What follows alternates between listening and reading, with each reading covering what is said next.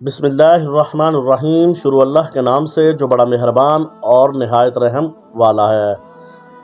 ناظرین، آپ جانتے ہیں جب قیامت قائم ہوگی تو دنیا میں رہنے والی ہر مخلوق، انسان، حیوانات، چرند پرند، سب کچھ تباہ و برباد ہو جائے گا اور تمام انسان مر جائیں گے اور دنیا کی ہر چیز کو صفحہ ہستی سے مٹا دیا جائے گا اور پہاڑ ہوا بن کر اڑ جائیں گے۔ ناظرین، آج کی اس ویڈیو میں ہم آپ کو بتائیں گے جب اس دنیا کو ختم کر دیا جائے گا اور اسے صفحہ ہستی سے مٹا دیا جائے گا اور دنیا میں کوئی بھی مخلوق باقی نہ رہے گی تو اس کے بعد کیا ہوگا، اور اللہ تعالیٰ اس طرح اس دنیا کو نئے سرے سے آباد فرمائے گا اور کس طرح لوگوں کو ان کی قبروں سے دوبارہ اٹھایا جائے گا۔ اس کے بعد کون کون سے معاملات درپیش آئیں گے۔ ناظرین، ان سب سوالات کے جوابات قرآن و حدیث کی روشنی میں آج کی اس ویڈیو میں ہم آپ کو بتائیں گے، لہٰذا آپ سے گزارش ہے کہ ہماری اس ویڈیو کو آخر تک ضرور دیکھیے گا۔ ناظرین، جب قیامت کا وقت بالکل قریب آ جائے گا اور اللہ تعالیٰ حضرت اسرافیل علیہ السلام کو سور پھونکنے کا حکم دیں گے اور پھر حضرت اسرافیل علیہ السلام اللہ تعالیٰ کے حکم کے مطابق سور پھونکیں گے، پھر آہستہ آہستہ دنیا تباہ و برباد ہونا شروع ہو جائے گی۔ روح زمین پر بسنے والی ہر مخلوق، انسان، جنات، چرند پرند، الغرض کوئی بھی چیز ایسی باقی نہیں رہے گی جو زندہ ہو۔ اس وقت سب کا نام و نشان مٹ جائے گا اور ہر چیز تباہ و برباد ہو جائے گی۔ خوبصورت اور دلکش نظر آنے والی یہ زمین ہر طرف بنجر اور ویران ہو جائے گی۔ اس کے بعد اللہ تعالیٰ ارشاد فرمائیں گے، کون ہے جس کی بادشاہی ہے اور کہاں گئے دنیا کے جبار اور متکبر لوگ۔ اور اس تباہی کے بعد ایک لمبا عرصہ خاموشی اور سناٹے میں گزر جائے گا۔ اس لمبے عرصے کا علم صرف اللہ تعالیٰ کی ذات کو ہے اور پھر اللہ تعالیٰ جب چاہے گا تو نئے سرے سے زمین و آسمان اور فرشتوں کو پیدا فرمائے گا۔ انسانوں کو دوبارہ زندہ کرنے کے لیے اللہ تعالیٰ آسمان سے بارش نازل فرمائے گا، جس سے انسان کی ریڑھ کی ہڈی سے پورا انسان کا انسانی ڈھانچہ تیار ہو جائے گا اور اس انسانی ڈھانچے پہ اللہ تعالیٰ کے حکم سے گوشت پوشت چڑھ جائے گا۔ ناظرین، اس طرح پھر جب تمام انسان زندہ ہو جائیں گے تو اللہ تعالیٰ حضرت اسرافیل علیہ السلام کو دوبارہ سور پھونکنے کا حکم دیں گے اور اس وقت تمام انسان ننگے پاؤں، ننگے بدن اور بے ختنہ اٹھ کھڑے ہوں گے جس طرح ماں کے پیٹ سے پیدا ہوئے تھے، اور اس دن اللہ تعالیٰ کا یہ فرمان پورا ہوگا جس طرح اللہ تعالیٰ قرآن کریم میں ارشاد فرماتا ہے کہ تم لوگ فردن فردن ہمارے پاس حاضر ہوں گے جس طرح ہم نے تمہیں پہلے پیدا کیا تھا۔ ناظرین، سب سے پہلے اللہ تعالیٰ کے پیارے پیغمبر حضرت محمد صلی اللہ علیہ وسلم اپنی قبر مبارک سے باہر تشریف لائیں گے۔ اس کے بعد حضرت عیسیٰ علیہ السلام تشریف لائیں گے اور پھر ان کے بعد دیگر انبیاء اکرام اپنی قبر انور سے باہر تشریف لائیں گے، اور اس کے بعد شہدائے کرام اور اللہ تعالیٰ کے نیک بندے اور پھر اہل ایمان اٹھیں گے۔ اس دن کافر، مشرک اور منافق لوگ اپنے اپنے اعمال کے مطابق اپنی قبروں سے زندہ اٹھائے جائیں گے۔ کوئی اندھا ہوگا، کوئی بہرا ہوگا، کوئی لنگڑا ہوگا اور تیسرے کو چونٹی کی شکل میں اٹھایا جائے گا، اور کوئی شخص اپنے اعمال کے مطابق سر کے بل اٹھے گا اور پھر اس دن کافر یہ منظر دیکھ کر بے پناہ خوف اور غم کے اندر مبتلا ہو جائیں گے۔ ان کی آنکھیں اس خوفناک منظر کو دیکھ کر پتھرا جائیں گی اور ان کافروں کے دل کانپ رہے ہوں گے اور کلیجے منہ کو آ رہے ہوں گے۔ اس دن اتنا وحشت ناک عالم ہوگا کہ کوئی غمسار اور مددگار نہ ہوگا اور نہ کوئی ایک دوسرے کو پوچھنے والا ہوگا، اور اہل ایمان بھی اپنے اعمال کے مطابق قبروں سے اٹھائے جائیں گے، اور اس دن شہدائے کرام اپنے بہتے ہوئے تازہ خون کے ساتھ اٹھائے جائیں گے، اور جو شخص جس حال میں فوت ہوگا وہ اسی حالت میں اپنی قبر سے اٹھایا جائے گا۔ جیسے کوئی گناہ کرتا ہوا مر گیا تو اسے اسی گناہ کی حالت میں اٹھایا جائے گا، اور جو شراب پیتا ہوا مر گیا وہ نشے کی حالت میں قبر میں سے اٹھایا جائے گا، اور جو زنا کرتا ہوا مرا وہ اسی طرح زنا کی حالت میں اٹھے گا۔ ناظرین، جب اس طرح تمام مخلوق زندہ ہو جائے گی اور اپنی اپنی قبروں سے باہر نکل آئے گی، اور اس کے بعد قبروں سے اٹھتے ہی ہر انسان کے اوپر 2 فرشتے مقرر کر دیے جائیں گے۔ وہ 2 فرشتے تمام لوگوں کو میدان حشر میں پہنچا دیں گے۔ ناظرین، ہم آپ کو بتائیں گے کہ میدان حشر ملک شام کے علاقے میں قائم ہوگا اور سبھی لوگوں کو اپنی اپنی قبروں سے اٹھا کر اس میدان میں جانا ہوگا، اور کفار میں سے جو لوگ اندھے ہوں گے وہ ٹھوکریں کھاتے گرتے پڑتے میدان حشر میں پہنچیں گے، اور جو لوگ چونٹیوں کے جسموں میں اٹھائے جائیں گے وہ لوگوں کے پاؤں تلے روندے جا رہے ہوں گے، اور جو لوگ سر کے بل اٹھائے جائیں گے وہ لوگ انتہائی ذلت اور رسوائی کے ساتھ میدان حشر میں پہنچیں گے۔ اور بعض کافروں پر آگ مسلط کر دی جائے گی، وہ آگ ان کافروں کو ہانک کر میدان حشر میں لے جائے گی، اور اہل ایمان بھی اپنے اعمال کی بنا پر میدان حشر کی جانب رواں دواں ہوں۔ بعض اہل ایمان پیدل پہنچیں گے اور بعض اہل ایمان اونٹوں پر سوار ہو کر میدان حشر میں پہنچیں گے۔ کسی اونٹ پر ایک شخص ہوگا اور کسی اونٹ پر دو، حتیٰ کہ کسی اونٹ پر 10 آدمی بھی سوار ہوں گے۔ اس وقت اللہ تعالیٰ کی ساری مخلوق اس خوفناک منظر کی طرف رواں دواں ہوگی، اور وہ منظر مقام حشر ہوگا، اور اس دن کسی کو اونچا سانس لینے کی جرت نہ ہوگی۔ اس دن ہر آدمی کو یہ احساس ہوگا کہ آج حساب کا دن ہے،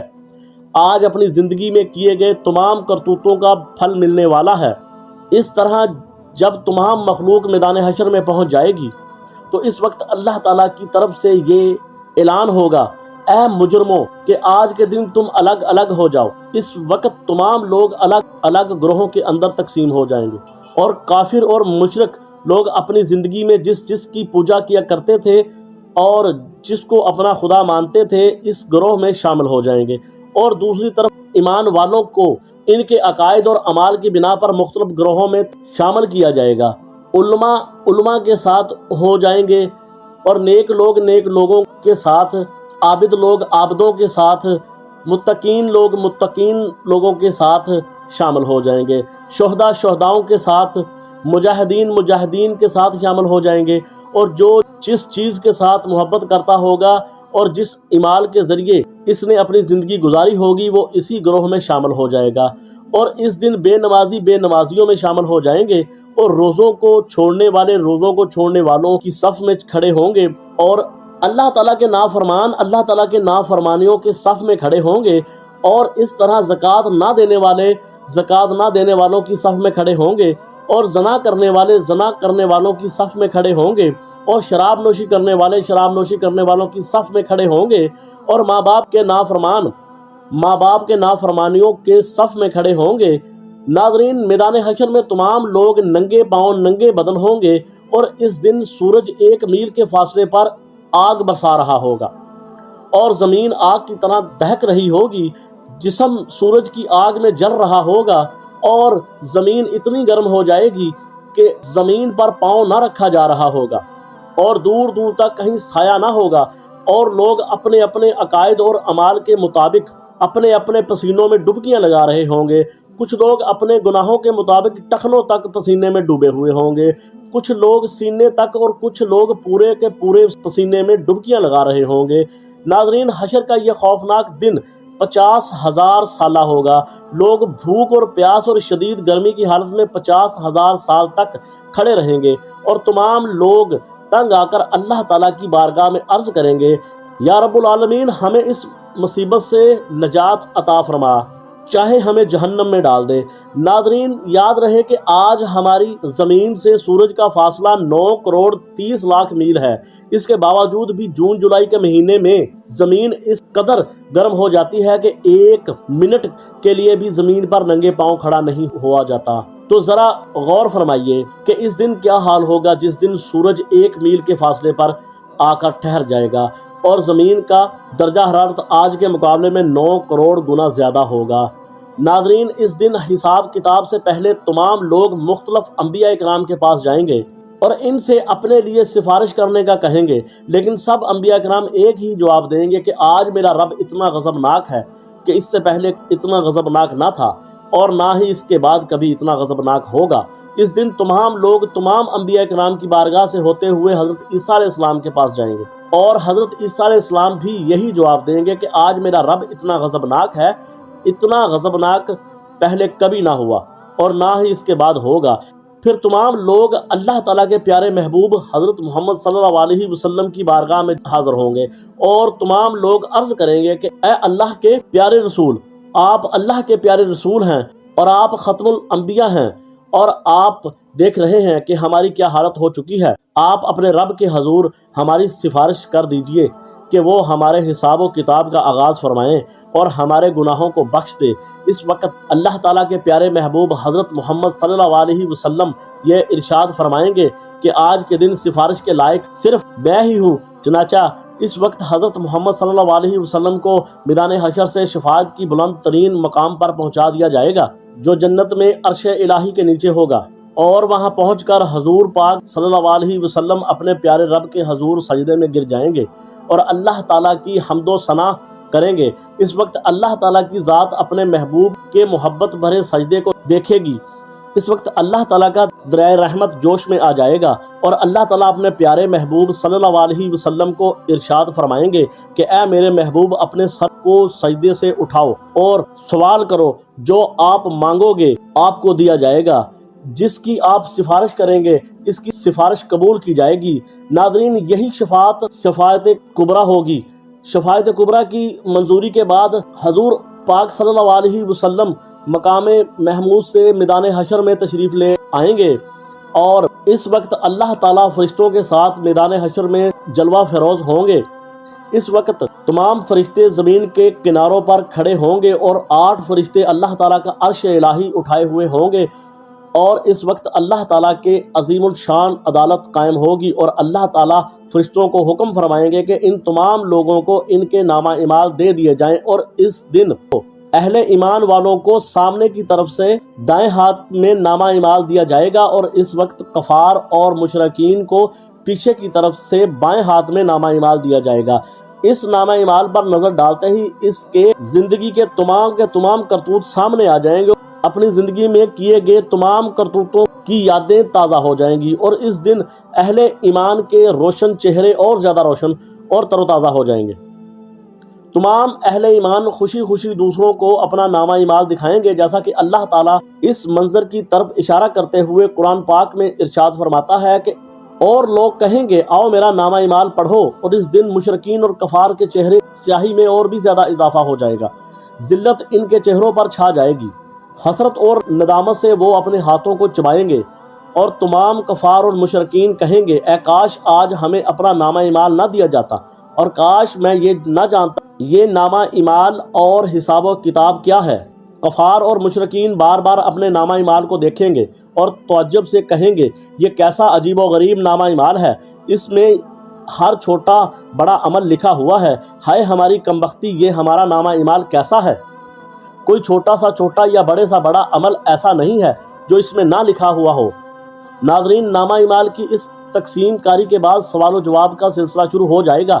اللہ تعالیٰ جس سے چاہے گا بغیر کسی ترجمان کے سوالات فرمائے گا۔ اس دن سب سے پہلے مشرکین سے پوچھا جائے گا کہ تم لوگوں نے شرک کیوں کیا، اور اس دن مشرکین اللہ تعالیٰ کے سامنے انکار کر دیں گے اور کہیں گے کہ ہم نے تو کبھی شرک نہیں کیا۔ اس دن اللہ تعالیٰ کرامن کاتبین کو گواہی کے لیے بلائیں گے، اور اس دن کرامن کاتبین اس مشرکین کے شرک کی گواہی دیں گے، لیکن مشرک لوگ پھر بھی اللہ تعالیٰ کے سامنے انکار کر دیں گے، اور اس دن شرک سے بھرا ہوا کرامن کاتبین کا لکھا ہوا نامہ اعمال ان لوگوں کے سامنے رکھا جائے گا۔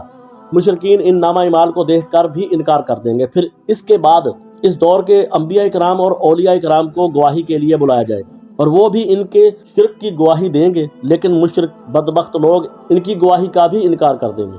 اس کے بعد پھر وہ جگہ جہاں پر انہوں نے شرک یا کفر کیا تھا، اس جگہ کو گواہی کے لیے بلایا جائے گا۔ وہ جگہ مشرکین کے شرک کی گواہی دے گی، لیکن مشرک لوگ اس کا بھی انکار کر دیں گے، اور مشرک لوگ اللہ تعالیٰ کی طرف مخاطب ہو کر کہیں گے اے اللہ، کیا اپنے بندوں کو ظلم سے پناہ نہیں دی؟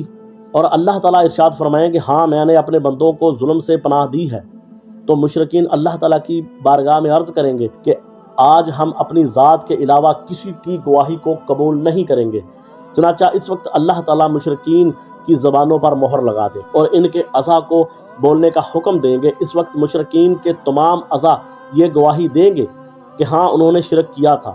اس طرح ان کے اعضاء کی گواہی کی وجہ سے ان پر جہنم واجب کر دی جائے گی، اور جہنم کی یہ وحی سنتے ہی مشرکین لوگ اپنے عصا کو لان تان کرنا شروع کر دیں گے اور کہیں گے ہم نے تمہیں جہنم سے بچانے کی کوشش کی تھی، لیکن تم نے ہمیں جہنم کا مستحق بنا دیا۔ اور اس وقت وہ تمام عصا جواب دیں گے جب تمہیں اللہ تعالیٰ نے قوت گویائی عطا فرمائی، اس نے ہمیں بھی بولنے کا حکم دیا تھا، تو ہم کس طرح اس کی نافرمانی کر سکتے تھے؟ اس کے بعد اللہ تعالیٰ ایک منافق سے سوال کریں گے، میں نے تمہیں دنیا میں عزت، شہرت، دولت، حکومت اور اہل و عیال نہیں دیے تھے؟ وہ عرض کرے گا، کیوں نہیں، یا اللہ سب کچھ عطا فرمایا تھا۔ اور پھر اللہ تعالیٰ دوسرا سوال پوچھیں گے کہ تمہیں یقین تھا کہ قیامت آئے گی؟ اور اللہ تعالیٰ کے سامنے جواب دینا ہوگا، اور منافق اللہ تعالیٰ کی بارگاہ میں عرض کرے گا، یا رب العالمین مجھے سب پتہ ہے، میں نے تیرا کلمہ پڑھا،